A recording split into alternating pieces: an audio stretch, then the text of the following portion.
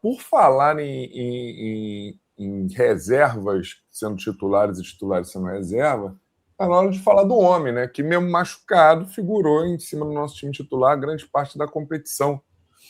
E aí, Vago, Facundo Bernal.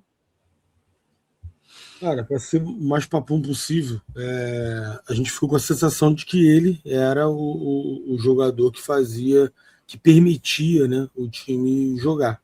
Seja por conta dos desarmes, seja por conta de colocar o Martinelli mais adiantado, seja por conta da capacidade técnica dele de passe, de bola longa e tudo mais, seja por conta da estatura que a gente ganha poderio aéreo, tanto defensivo quanto ofensivo. Enfim, o Bernal, eu acho que ele cresceu e muito na moral do torcedor. Eu acho que hoje ele é considerado titular do Fluminense, pelo menos na minha opinião. É Bernal e Martinelli ali no meio, então para mim ele só não entra no excelente porque nos jogos decisivos ele estava machucado, mas ele com certeza foi bem, com certeza ele sai num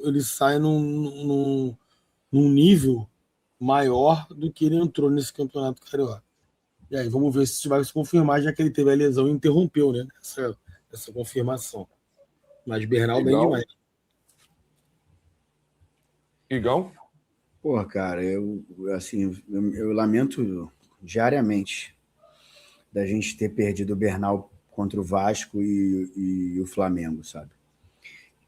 O cara que tá de fora, que não é tricolor, jornalista que não vai dar uma atenção tão grande ao Carioca, enfim, ele não entende o quanto que o Fluminense encaixou com o Bernal e Martinelli para esse ano, o quanto que o Bernal cresceu jogo a jogo nesse ano, né? Inclusive nos jogos grandes, nos clássicos, e isso fez com que o Martinelli também melhorasse, e não é só uma coincidência o fato da gente ter jogado mal contra o Vasco no segundo jogo e contra o Flamengo. Eu acho que passa muito pelo meio-campo. Meio-campo ganha jogo, né? E aí você não ter o Bernal fez muita falta. Então, assim, eu acho que ele foi muito bem. Assim, não foi excelente porque não jogou os jogos principais e tudo mais, mas o tanto que ele jogou ali, ele, deixou ótimas impressões e hoje ele é um titular do Fluminense. Perfeito. Vamos agora seguir para o cara que estava com toda a pinta de ser o craque do campeonato até um determinado momento. Esse campeonato do Martinelli, Gão? Cara, foi muito bom, excelente. O Martinelli jogou demais, né? Jogou muito esse campeonato, eu acho que foi muito bem. Não só o campeonato carioca, né? Mas, por exemplo, acho que o jogo do Brasileiro contra o Botafogo, aquele 1-0 que a gente teve um expulso, né? O Canóbio, ele fez a melhor partida que eu já vi da carreira dele. E vai influenciar na nossa escolha aqui no Carioca, mas excelente. O Martinelli, eu acho que está consolidado. É um jogador, inclusive, que deveria ter oportunidade na seleção brasileira. Eu já acho que o excelente foi afetado justamente pela ausência do Bernal. Fala que desde a época de massacre, né, em cima do Martinelli, que ele estava jogando fora de posição, que ele precisava ir um pouco à frente. Eu acho que o Bernal proporciona isso. Ele jogar na faixa de campo, ele jogar com a liberdade que ele precisa para render mais. E aí, uma vez que sai Bernal, acabou puxando o Martinelli um pouco para baixo. Senti falta do Martinelli em algumas situações ali, né, que foram os 2 jogos onde o Bernal não esteve. E também, sei lá, acho que ele teria que ter, até pelo tempo de clube, por tudo que representa, ele teria que ter sido um dos batedores. Aí, como a gente não sabe qual é o motivo das escolhas, das decisões ali, não sei se de repente ele não estava confiante e tal, mas ele é um cara que eu acho que tinha que botar a bola embaixo do braço muito antes de um Otávio da vida, antes de um Guga também. Acho que seria só essa a minha corneta com relação ao Martinelli. Assim, excelente eu colocaria se ele tivesse mantido o nível, ainda mais, como o Hugo falou, né, brasileiro. O Martinelli foi ok, cara. Ele jogou a bola que a gente sabe que ele é capaz de jogar, né? Não conseguiu sustentar isso, né? Principalmente para os jogos decisivos. E a gente está atribuindo aí um pouco a saída do Bernal. Mas ele, para mim, ele não subiu de nível, né? Ele se manteve no nível altíssimo que ele tem. Então eu vou botar um abaixo aí do excelente.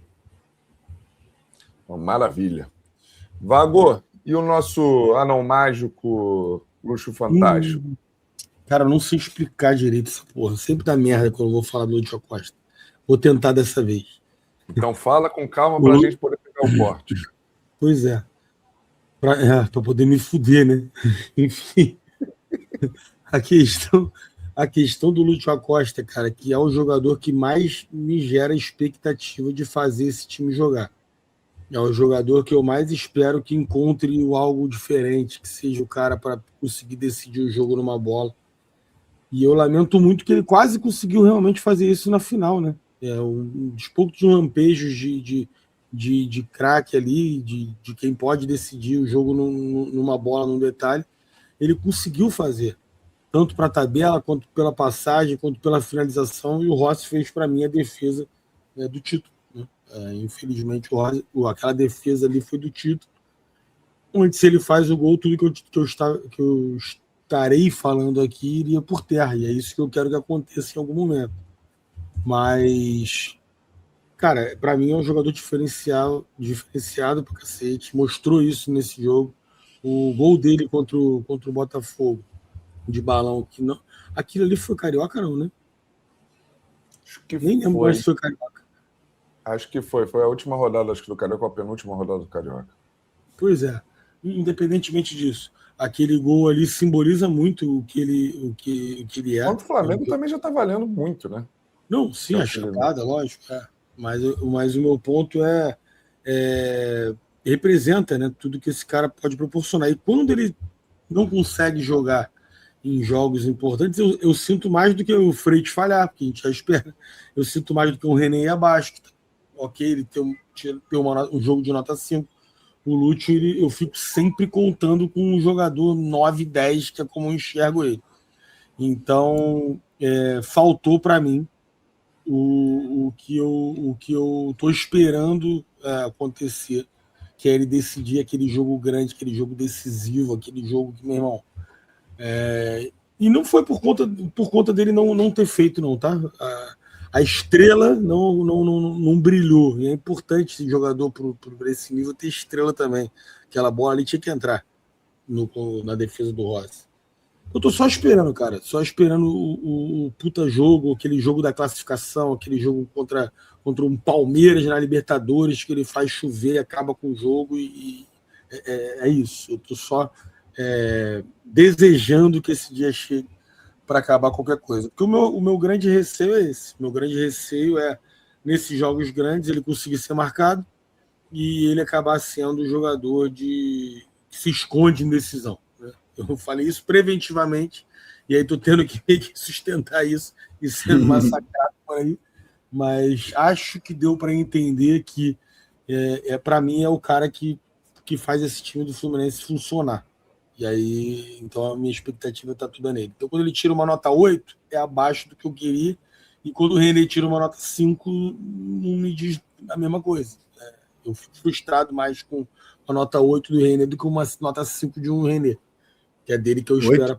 Tomara. Hã? Não, 8 do René ou 5 do René? Não, ele disse que ele se estranha mais mais quando o frustrado René com uma nota 8 do Lúcio do que com uma nota 4 do René. Esse que é meu ponto. Entendi. Porque minha expectativa está toda nele dele comandar esse time para os títulos. É isso que eu tô considerando para avaliar o Lúcio Costa. Doido para poder dizer, porra, meu irmão, o baixinho é pica, decidiu essa porra, o craque do time. Porque a gente tem Paulo Henrique Ganso. Que aí vem a questão física, e esse cara, para mim, ele decidiu o jogo contra o Vasco. Botou a bola embaixo do braço, foi lá, bateu o pênalti numa pressão do caralho e resolveu. Decidiu vários outros, né? Exatamente. Então, o Ganso é um jogador que esse coisa. Esse é o meu ponto. Eu quero que ele vire o titular absoluto, porque, meu irmão, a intensidade é o diferente, é o improviso. Então, tive que me alongar um pouquinho mais no Lúcio, porque eu ia tentar me explicar. Não consegui, mas tentei mais uma vez. Fica tranquilo, porque o título do corte é Vago diz: Lúcio Acosta pipoca em decisões. Caralho, faz vai isso. Lá, Igão. É isso. Acabou. Cara, o Lúcio, eu acho que ele teve um carioca regular, né? Regular para bom. A gente vai sempre ter um critério mais elevado com ele, né? Uma régua mais alta. Mas a gente precisa entender também, claro que é uma análise individual, não dá para o Fluminense, eu acho assim, né? Da gente ser um cara ofensivamente quase que não é dependente do Lúcio, mas que ele seja o único jogador bem acima da média. O que eu quero dizer com isso? E aí eu não estou falando de estilo, eu estou falando de atuação mesmo, do que o cara pode entregar, né? Se a gente lembrar do próprio Arias, do Fluminense nos melhores momentos, ele tinha um Cano metendo muito gol, ajudando o Arias nessa situação. E aí, de repente, um jogo que o Arias não jogasse tão bem, não chamasse o jogo para si, não encaixasse as bolas, o Cano ia resolver, a gente ia ter aí, de repente, um Keno jogando bem naquele jogo. Ou seja, você tem mais poder de fogo, mais gente para decidir na frente.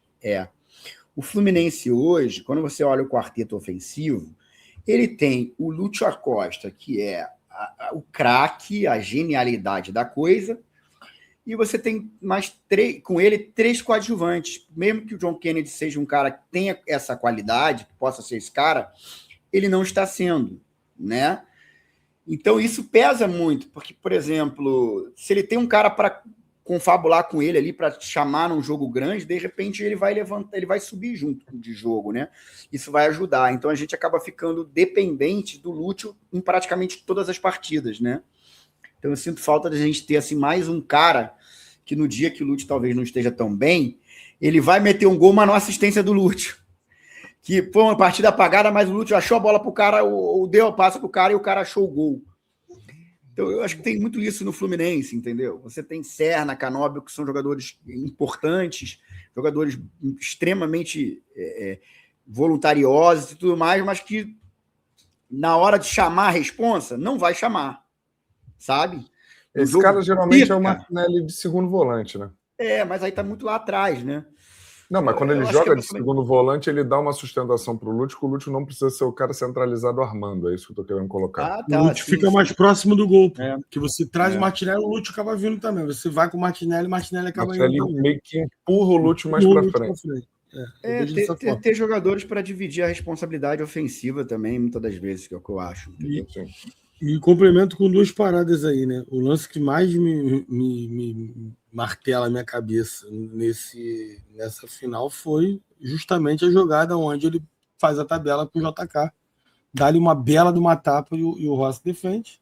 E era o golzinho que a gente não estaria falando nada disso aqui se tivesse acontecido. E o outro ponto é, uma vez Castillo estreando, o que eu consigo imaginar de gol do Lúcio buscando aquelas cavadinhas para a área para o Castillo fazer gol de cabeça é loucura. E ele tem essa facilidade. Tá me marcando aqui? Então, bum, bota lá na cabeça do Castillo para poder fazer gol. Que é uma característica que a gente também não tem no elenco. Então, vai oferecer para ele mais possibilidades, né? De conseguir ser esse cara que vai decidir jogos, seja com assistência, seja com gols. Ansioso para ver também o quão o Lúcio vai conseguir municiar, né, o Castillo aí.